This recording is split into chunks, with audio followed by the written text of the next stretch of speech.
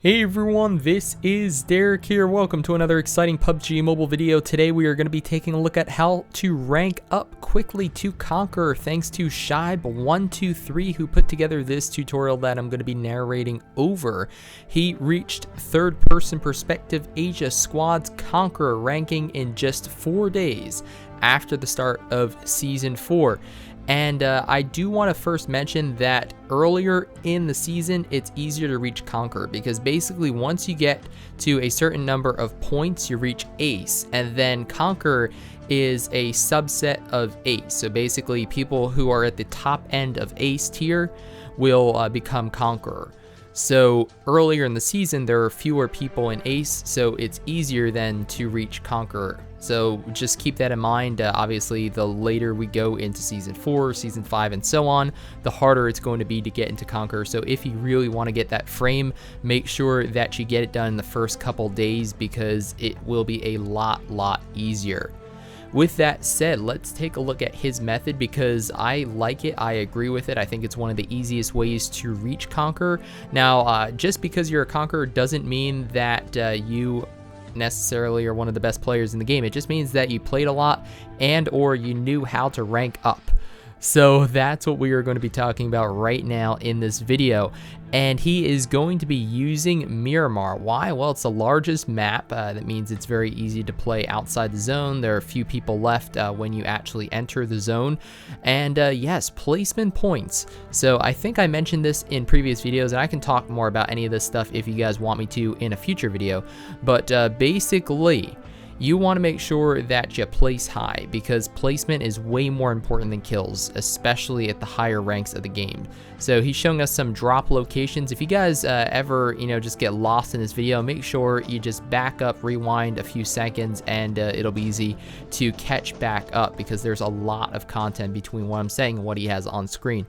Basically, you want to drop somewhere that isn't super popular. That way you can loot up, avoid those early deaths because once you get up to like Ace or even Crown, if you die early, you lose so many points. It takes you a good number of games just to get those back because you're losing way more than you're getting even if you win.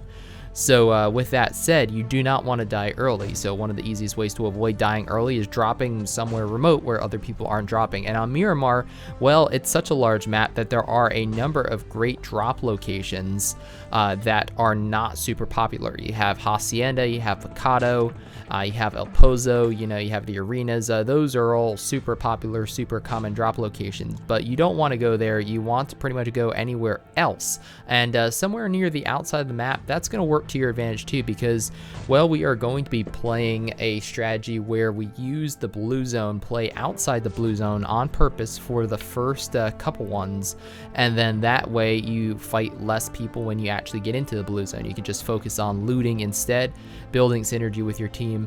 He's mentioning if you are driving, stick to the roads. There's really no reason not to. On Miramar, that was a double negative. Stick to the roads. That's what I'm trying to say because on Miramar, the terrain means that if you are off the roads, well, you are just going to be slipping and sliding around. You're also going slower, and it's just a bad time. So here are the location of potential vehicle spawns for Miramar.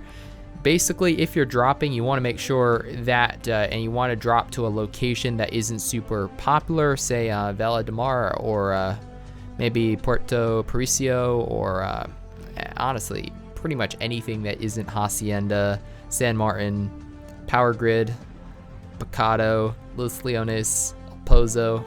Stay out of those, but pretty much anywhere else.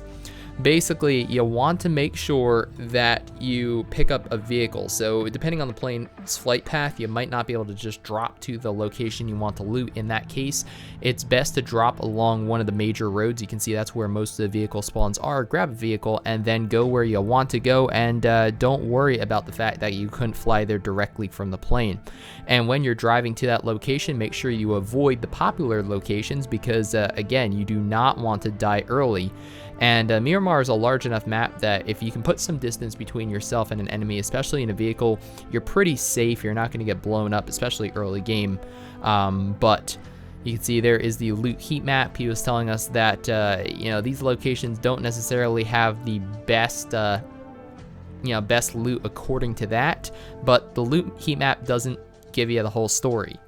There are a good number of locations, even unmarked locations on Miramar, that give you some pretty awesome gear. Some level 3 stuff can certainly spawn there. It's mentioning good communication, good synergy with your team. Make sure that you are playing with a squad. Don't try to do solo versus squads, because once you get to, I'd say, gold or diamond, there are going to be some pretty decent people, decent players, and it's a numbers game. You can't take on 3 or 4 decent players, even if you're super, super good. Don't even try to. So instead, you know, you can join my Discord server. You can join the PUBG Mobile one, and, you know, just try to find some people to play with, because that's what you really need. You really need some solid players. Voice chat is super important. You can see here saying, look at dark parts of terrain, markers, many places that you can go. This allows you to have one side covered. Indeed.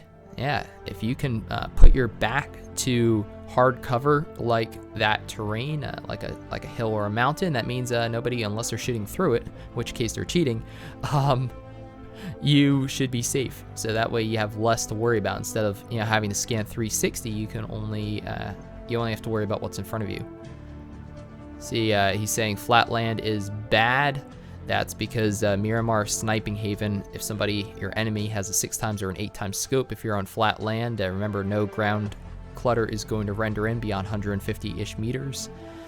Remember to hide your vehicle, right? Yeah, again, you don't want your vehicle just sticking out there. If you are going to hide your vehicle, one of the most effective ways to do it is actually just put it back on a road. That way, you know, you can confuse enemies into thinking that it's a normal vehicle spawn instead of the vehicle you took to get to a position. So here he is showing how he wants to go to Val de Mar. However, the plane's flight path does not allow you to do that.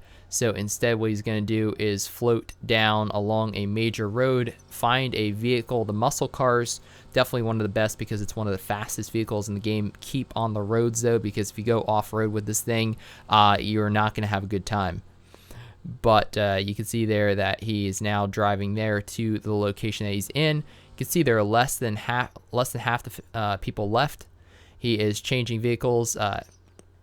Can heal if the vehicle's moving at a low speed, right? As long as you're not driving, you can actually apply a bandage or apply a boost item while your car's going in, you know, going below like 40-ish kilometers, 50 kilometers per hour.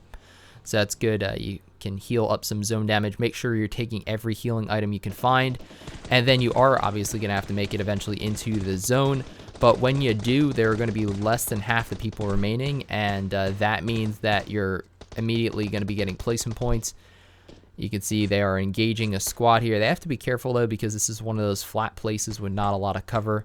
Here he is using a window, engaging a squad. It looks like they might be getting third party, unless those are his teammates. Yeah, okay, so no worries there. Going to be using the ground to his advantage here. These little berms and hills provide excellent hard cover to hide behind. You can, if you know that you're getting shot from a particular direction, you can actually just duck behind here, go crouch or go prone, and you should be good. So take a look at some more awesome gameplay here. You can see his squad sticking together, staying alive. Again, make sure that you have a good squad. It makes it way, way easier to rank up. When I was playing my qualifier matches for Star Challenge with RK, you didn't have to do much because they were really good players and they were very confident playing with each other. So that's where you know, synergy helps. 15 people left indeed. So you can see, what the heck? Airdrop top of the roof. If you can't reach that, just throw a grenade or two up there and it'll usually blow it off the roof. So easy way to get to those airdrops that you can't reach using the peak. Very powerful strategy. Everybody should be using it. You see, unfortunately, he has to run now. Fortunately, one of his teammates is covering the window and is able to take out the guy who was shooting at him. Here's one of those super airdrops. You can see down to 11 people. This is what you want to do. You really want to place at least top 10, which means you want to place like top 3 or 4 squads or higher, because otherwise you're just not going to be gaining those points, because again, the ranking points way more important than kills. Kills are fun. Kills get views on YouTube, but in these sorts of games, if you're actually pushing to ace or conquer, you only need to get a handful of kills a game, if that. Making sure that you're winning games, you're getting as close as possible to winning games way more important. See, throwing up a Molotov. And then this team had the high ground too, so you can see that they are flanking slightly different angles, allows them to get to the side, makes it way more difficult for these guys to be able to, look at that, coming up right on the side of them, they don't even see him there, able to get some free shots in and get the chicken dinner. So that's how you do it. If you guys are confused about any of this, just watch it again. So much to cover, but thanks so much for watching. Definitely check out Shibe123's channel as well, link in the video description down below. My name's DerekG, and I hope to see you on the battlefield soon.